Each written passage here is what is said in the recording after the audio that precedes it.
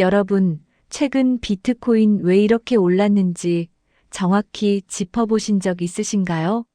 ETF 때문이라는 말도 있고, 기관 자금 때문이라는 말도 있고, 유동성 때문이라는 이야기도 많습니다. 그런데 오늘 이 영상에서는 그런 이야기들 다 내려놓고 진짜 핵심 원인 하나만 말씀드리겠습니다. 최근 비트코인 상승 기조의 핵심 원인은 단 하나입니다. 미국이 드디어 암호화폐 시장을 어떻게 다룰 것인지에 대해 명확한 답을 내놓기 시작했다는 점입니다. 그 중심에 있는 것이 바로 미국 상원은행위원회에서 공개된 디지털 자산시장 구조 법안, 일명 클레어리티 법안입니다. 이 법안은 단순히 암호화폐를 규제하겠다는 법이 아닙니다. 이 법의 본질은 딱 하나입니다. 비트코인은 무엇인가? 이 질문에 대해 미국 정부가 공식적으로 답을 하겠다는 겁니다. 그동안 비트코인 시장의 가장 큰 문제는 가격 변동성도 아니고 기술도 아니었습니다. 바로 규제가 애매하다는 점이었습니다. 증권인지 아닌지, 누가 감독하는지, 어떤 법을 적용받는지, 이게 정리가 안 돼 있었습니다. 이게 왜 문제였을까요? 개인 투자자야 감정으로도 투자할 수 있지만 기관 투자자, 연기금, 은행, 자산운용사는 그렇지 않습니다. 법적으로 애매한 자산에는 아예 접근조차 하지 않습니다. 그래서 지금까지 비트코인은 관심은 많지만 크게 들어오지는 못하는 자산이었습니다. 그런데 이번에 상원은행위원회 의장인 팀 스콧이 수개월간의 협상 끝에 초당적 합의가 담긴 법안 텍스트를 공개했습니다. 이 말은 굉장히 중요합니다. 민주당, 공화당이 서로 싸우다 나온 법이 아니라 서로 합의해서 만든 법이라는 뜻입니다. 시장은 이걸 이렇게 해석합니다. 이 법은 그냥 던져진 법안이 아니라 실제로 통과될 가능성이 있는 법이다. 그 순간부터 시장의 태도가 바뀌기 시작한 겁니다. 이 법안의 핵심 내용은 간단합니다. 비트코인 같은 자산을 증권이 아니라 디지털 상품으로 규정하겠다는 겁니다. 쉽게 말하면 주식처럼 SEC가 관리하는 대상이 아니라 금이나 원유처럼 CFTC, 즉 상품 규제 체계로 관리하겠다는 의미입니다. 이 차이가 왜 중요하냐면 상품은 이미 수십 년간 정립된 규제 틀이 있습니다. 거래 방식도 명확하고 기관들이 접근하는 방법도 이미 갖춰져 있습니다. 즉, 비트코인이 불확실한 회색지대 자산에서 규칙이 있는 제도권 자산으로 한 단계 올라가는 순간이 온다는 겁니다. 아직 법이 통과된 건 아닙니다. 하지만 시장은 언제나 지금이 아니라 다음 단계를 먼저 봅니다. 지금 이 법안은 상원은행위원회 마크업, 즉 본격적인 수정과 조정 단계에 들어가 있습니다. 이 단계까지 왔다는 것 자체가 이미 시장에는 매우 강한 신호입니다. 이제 논의가 아니라 실행 단계로 들어갔다는 신호 말이죠. 그래서 최근 비트코인은 뉴스 하나하나에 반응해서 오른 게 아닙니다. ETF 유입, 기업 매수, 유동성 확대, 이런 것들은 전부 격가지입니다. 뿌리는 하나입니다. 미국이 비트코인을 어떻게 대할 것인지에 대한 방향을 정했다는 점입니다. 이 방향이 정해지는 순간 그동안 기다리던 자금들이 조금씩 그러나 확실하게 움직이기 시작합니다. 지금 시장은 이미 법이 통과된 시장이 아니라 곧 통과될 수 있는 시장을 미리 가격에 반영하고 있는 단계입니다. 그래서 이 상승은 단기 뉴스성 반등과는 성격이 다릅니다. 구조적인 기대가 만들어낸 상승입니다. 다음 단계에서는 이 클레어리티 법안이 실제로 통과되기 위해 어떤 벽을 넘어야 하는지, 그리고 만약 이 법이 통과된다면 비트코인 시장에 어떤 변화가 생길지 하나씩 짚어보겠습니다. 지금부터는 이 클레어리티 법안이 정말로 통과될 수 있는 법안인지, 그리고 통과되기 위해 어떤 벽들을 넘어야 하는지를 차분하게 짚어보겠습니다. 많은 분들이 이렇게 생각하십니다. 법안이 나왔다고 해서 다 통과되는 건 아니잖아. 맞는 말입니다. 미국 의회에서 법안이 통과되기까지는 여러 개의 문턱을 넘어야 합니다. 하지만 중요한 건 지금 이 법안이 어느 단계까지 와 있느냐입니다. 이 법안은 이미 하원 단계를 통과했고 현재는 상원은행위원회에서 마크업 단계에 들어와 있습니다. 여기서 잠깐 마크업이 뭔지 아주 쉽게 설명드리겠습니다. 마크업이란 이 법안을 그냥 던져놓고 보는 단계가 아니라 조항 하나하나를 실제로 손보면서 통과를 전제로 조율하는 단계입니다. 다시 말해, 2단계까지 왔다는 것은 없던 일로 하자는 단계가 아니라 어떻게 통과시킬 것인가를 논의하는 단계입니다. 이 점이 시장에 굉장히 중요한 신호를 줍니다. 그럼 이제 이 법안이 넘어야 할 현실적인 벽들을 보겠습니다. 첫 번째 벽은 SEC, 즉 미국 증권거래위원회입니다. SEC는 그동안 암호화폐 상당수를 증권으로 분류하려는 입장을 유지해왔습니다. 이 말은 뭐냐면 만약 이 법안이 통과되면 SEC의 영향력은 줄어들고 CFTC, 즉 상품선물거래위원회의 권한이 커지게 됩니다. 당연히 기관 간 힘의 균형 문제가 발생합니다. 그래서 SEC 측에서는 이 법안에 대해 완전히 호의적이지만은 않습니다. 하지만 여기서 중요한 포인트가 있습니다. 이번 법안은 SEC를 배제하겠다는 법이 아닙니다. 각자의 역할을 명확히 하자는 법입니다. 즉, 사기, 투자자 보호, 공시 문제는 SEC가 담당하고 비트코인 같은 디지털 상품의 거래 구조는 CFTC가 담당하는 구조입니다. 이렇게 역할이 정리되면 오히려 기관 간 충돌이 줄어들 수 있습니다. 두 번째 벽은 정치적인 변수입니다. 미국은 선거가 가까워질수록 정치가 복잡해집니다. 그래서 많은 법안들이 정치 일정에 막혀 사라지곤 합니다. 하지만 이 법안이 다른 법안과 다른 점이 하나 있습니다. 이 법안은 암호화폐를 밀어주자는 법이 아닙니다. 정리하자는 법입니다. 정치권 입장에서 보면 찬성하기도 반대하기도 부담이 상대적으로 적은 법안입니다. 그래서 민주당과 공화당이 초당적으로 합의했다는 점이 여기서 다시 중요해집니다. 시장은 이렇게 해석합니다. 정치 리스크가 비교적 낮다.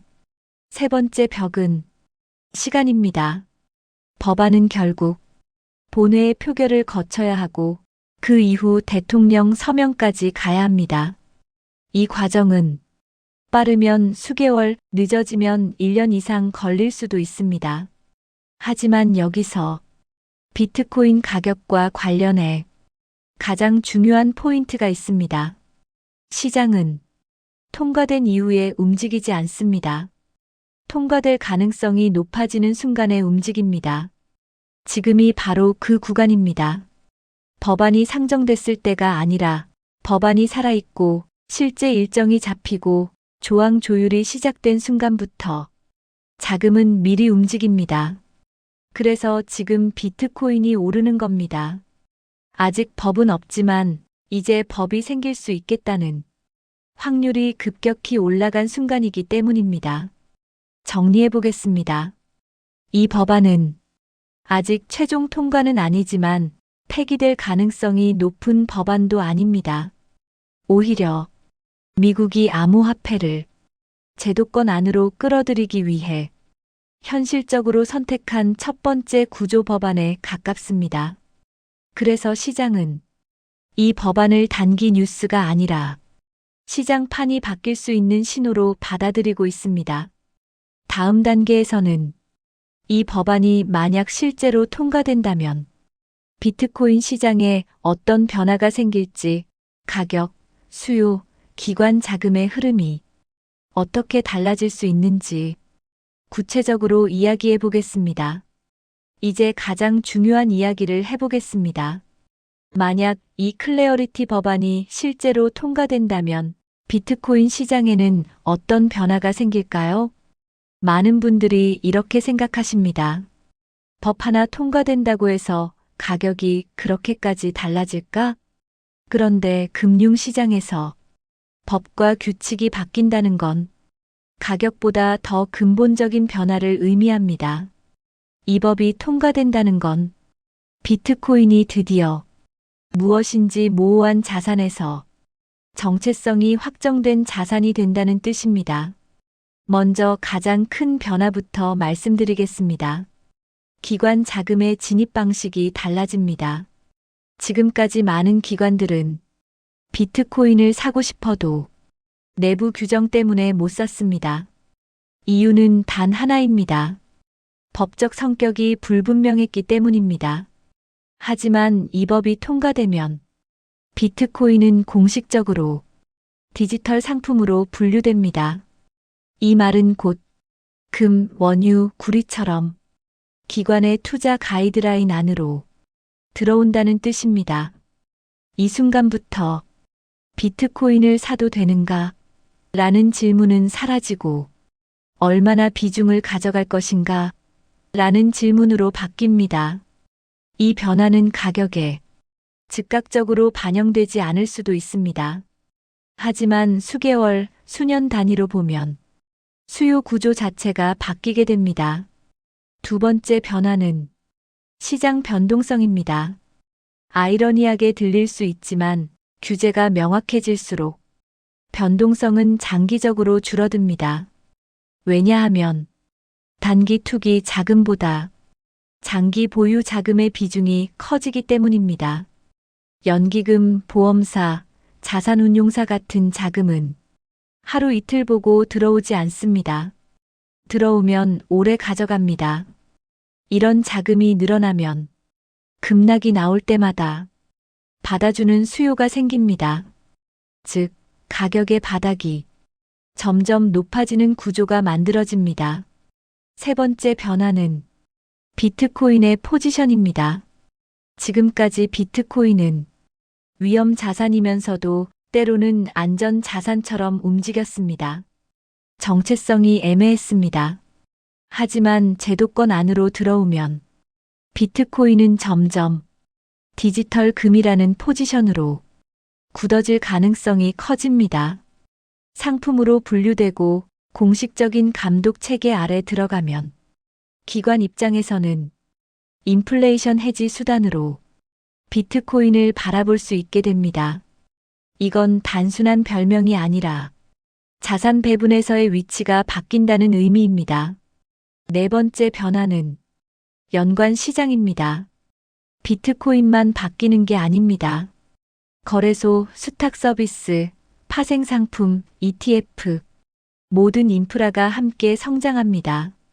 왜냐하면 법이 명확해지면 사업도 명확해지기 때문입니다. 지금까지는 이걸 해도 되나? 를 먼저 고민했다면 이제는 어떻게 하면 더 효율적으로 할까? 를 고민하는 단계로 넘어갑니다. 이건 시장 전체의 신뢰도를 끌어올립니다. 다섯 번째 변화는 가격에 대한 시장의 시선입니다. 법이 통과되면 비트코인은 더 이상 언제 규제로 무너질지 모르는 자산이 아닙니다. 그 순간부터 가격의 상단을 막던 보이지 않는 벽, 즉 규제 리스크 프리미엄이 줄어듭니다. 이 프리미엄이 사라지는 것만으로도 가격은 한 단계 위에서 형성될 수 있습니다. 그래서 지금 시장은 법이 통과되면 얼마나 오를까? 를 묻기보다는 법이 통과되기 전에 이 자산을 얼마나 확보해야 할까? 를 고민하고 있습니다. 이 차이가 바로 최근 상승의 성격을 설명해 줍니다. 이 상승은 단기 테마가 아니라 구조 변화에 대한 선반영입니다. 다음 단계에서는 그렇다면 우리는 이 흐름을 어떻게 바라봐야 하는지, 그리고 이 법안 이슈가 앞으로 암호화폐 시장을 이해하는데 왜 중요한 기준점이 되는지 정리해 보겠습니다. 지금까지 우리는 왜 비트코인이 올랐는지, 그 중심에 있는 클래어리티 법안이 무엇이고 이 법이 통과되면 어떤 변화가 생기는지까지 살펴봤습니다. 이제 마지막으로 이 흐름을 우리는 어떻게 바라봐야 하는지, 그리고 이 이슈가 왜 앞으로도 계속 중요해질 수밖에 없는지 정리해 보겠습니다. 가장 먼저 분명히 짚고 가야 할 점이 있습니다. 이번 비트코인 상승은 차트에서 나온 신호가 아닙니다. 고래 한두 명이 매수해서 만들어진 파동도 아닙니다. 이 상승의 출발점은 규칙이 생길 수 있다는 인식의 변화입니다. 시장은 항상 가장 큰 불확실성이 해소되는 방향으로 움직입니다. 그리고 암호화폐 시장에서 가장 큰 불확실성은 언제나 규제였습니다. 가격은 기술로 움직이지만 파는 제도로 바뀝니다. 이번 클래어리티 법안 이슈는 단순히 비트코인 하나의 문제가 아닙니다. 미국이 디지털 자산을 어떤 틀 안에서 다룰 것인지에 대한 첫 번째 구조적 선언에 가깝습니다. 그래서 이 이슈는 한번 반영되고 끝나는 뉴스가 아닙니다. 앞으로 시장은 법안의 문구 하나, 위원회 일정 하나, 표결 가능성 하나에도 계속해서 반응하게 될 겁니다. 이 말은 곧 비트코인 가격이 앞으로도 정책과 제도에 더 민감하게 움직일 수밖에 없다는 뜻입니다. 이걸 이해하지 못하면 사람들은 이렇게 말합니다. 아니, 뉴스 하나 나왔다고 이렇게 오르냐? 하지만 이건 뉴스가 아닙니다. 방향성입니다. 지금 비트코인을 움직이는 힘은 단기 수급보다 중장기 포지셔닝입니다. 이 자산이 5년 뒤, 10년 뒤에도 제도권 안에 남아있을 수 있느냐, 그 질문에 대한 가장 중요한 힌트가 바로 지금 나오고 있는 겁니다. 그래서 이 시점에서 비트코인을 바라보는 관점도 조금은 달라져야 합니다. 단기 등락에 일희일비하기보다는 이 시장의 규칙이 어떻게 바뀌고 있는가를 먼저 보셔야 합니다. 가격은 그 다음입니다. 오늘 이 영상을 통해 여러분이 하나라도 가져가셔야 할 핵심은 이것입니다. 비트코인은 더 이상 규제의 외곽에서 눈치만 보는 자산이 아니라 미국이라는 세계 최대 금융 시장 안에서 어떻게 편입될지를 논의하는 단계로 들어왔다는 점입니다. 그래서 최근 비트코인 상승의 핵심 원인은 여러 개가 아닙니다. 단 하나입니다. 미국이 비트코인을 어떻게 다룰 것인지에 대한 방향을 정하기 시작했다는 것. 이 흐름을 이해하면 지금의 상승이 왜 나왔는지, 그리고 앞으로 어떤 뉴스에 시장이 반응할지까지 한 번에 보이기 시작하실 겁니다. 이상으로 최근 비트코인 상승 기조의 핵심 원인에 대한 이야기를 마치겠습니다. 오늘 영상에서 최근 비트코인이 왜 상승했는지, 그 수많은 뉴스와 재료들 속에서 가장 핵심이 되는 이유 하나를 짚어봤습니다. ETF도, 기관 매수도, 유동성도 전부 중요해 보이지만 그 모든 흐름의 바닥에는 규제의 방향성이 깔려 있다는 점을 이제는 보실 수 있으실 겁니다. 비트코인 시장은 늘 기술보다 제도에 먼저 반응해 왔고, 이번 상승 역시 그 연장선에 있습니다. 앞으로도 시장은 가격보다 먼저 법안의 문장 하나, 위원회 일정 하나, 정책적인 신호 하나에 움직이게 될 겁니다. 이 흐름을 이해하고 계신 분과 그렇지 않은 분의 판단은 시간이 갈수록 점점 더 큰 차이를 만들게 됩니다. 오늘 영상이 그래서 비트코인이 오른 거구나 라는 정리와 함께 앞으로 암호화폐 시장을 바라보는 기준점을 하나 만들어 드렸다면 그걸로 충분합니다. 영상이 도움이 되셨다면 구독과 좋아요는 이런 분석 영상을 계속 만드는데 큰 힘이 됩니다. 끝까지 시청해 주셔서 감사합니다.